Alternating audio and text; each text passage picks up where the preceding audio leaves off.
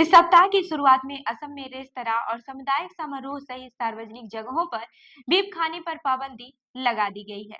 आलोचकों ने इस कदम को अल्पसंख्यक विरोधी करार दिया है और इसके पीछे असम में हिमंत बिस्वा शर्मा के नेतृत्व वाली बीजेपी सरकार का मकसद संप्रदायों के बीच ध्रुवीकरण करना बताया है। भारत में मुसलमानों की सबसे अधिक आबादी कश्मीर के बाद से पूर्वोत्तर राज्यों में है।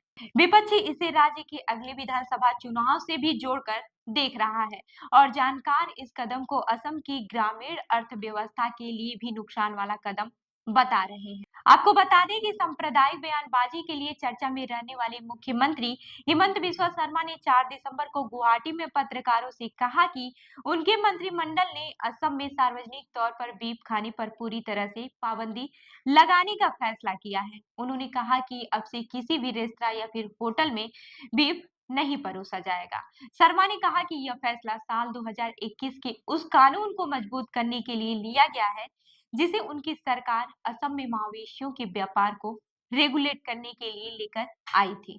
असम कैटल प्रिवेशन एक्ट 2021 मवेशियों के ट्रांसपोर्ट पर पाबंदी को कड़ा करता है और मवेशियों की बलि के साथ साथ हिंदू धार्मिक केंद्रों के 5 किलोमीटर के दायरे में बीफ की खरीदारी बिक्री पर भी प्रतिबंध लगाता है। असम के मुख्यमंत्री हिमंत बिस्वा शर्मा ने कहा, हम 3 साल पहले एक कानून लेकर आए थे और इसे काफी कारगर पाया गया।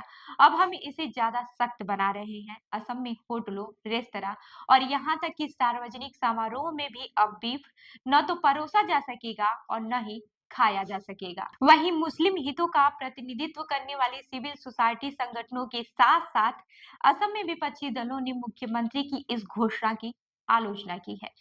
वो इसे साल 2026 में होने वाले राज्य विधानसभा चुनाव के मद्देनजर उठाया गया कदम बता रहे हैं। इस घोषणा के फौरन बाद से असम के सांसद और कांग्रेस के नेता गौरव गोगोई ने कहा कि मुख्यमंत्री झारखंड में बीजेपी की अपमानजनक हार के बाद से अपनी नाकामी को छिपाने की कोशिश कर रहे हैं।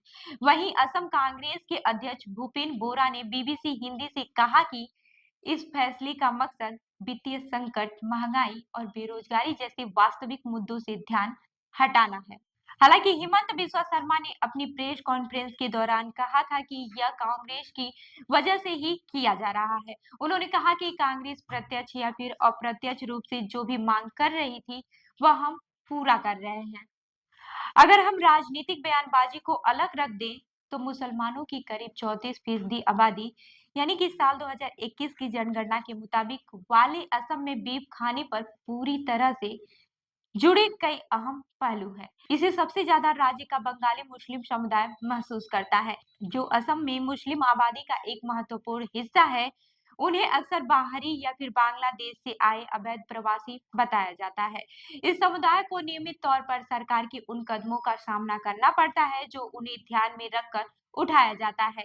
इसमें बेदखली अभियान, बाल विवाह पर नकेल कसना, जिसकी वजह से मुस्लिम पुरुषों की सामूहिक गिरफ्तारी हुई है, शामिल है।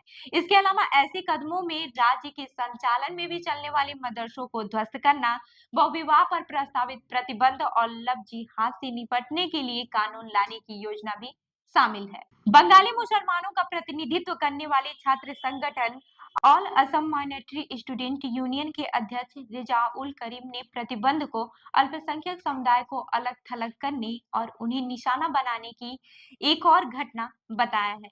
यह देखते हुए साल 2021 के कानून से राज्य में बीफ के सेवन पर प्रतिबंध व्यवहारिक रूप से पहले से ही लागू है। कुछ जानकारों का कहना है कि सरकार का नया कदम दिखावटी ज्यादा है। अब ये भी जान लेते हैं कि बीफ पर प्रतिबंध लगाने से ग्रामीण अर्थव्यवस्था को कितना नुकसान होगा। कई लोगों का कहना है कि साल 2021 के कानून ने पहले ही राज्य ग्रामीण अर्थव्यवस्था को नुकसान पहुंचाया है, जो औसतन कम खेती की वजह से पशुओं के व्यापार पर बहुत अधिक निर्भर है। अर्थशास्त्री राजीव सूत्रधार के मुताबिक राज्य के अधिकांश किसान कम दूध देने वाली नस्लों में मवेशी पालते हैं। वे मुनाफे के लिए गैर दुधारू मवेशियों को बेचकर अतिरिक्त आय पर बहुत अधिक निर्भर होते हैं। तो इस खबर पर क्या है आपकी राय, हमें जरूर बताइएगा। मैं रूबी आपके साथ और आप देख रहे हैं जन दर्पण न्यूज। धन्यवाद।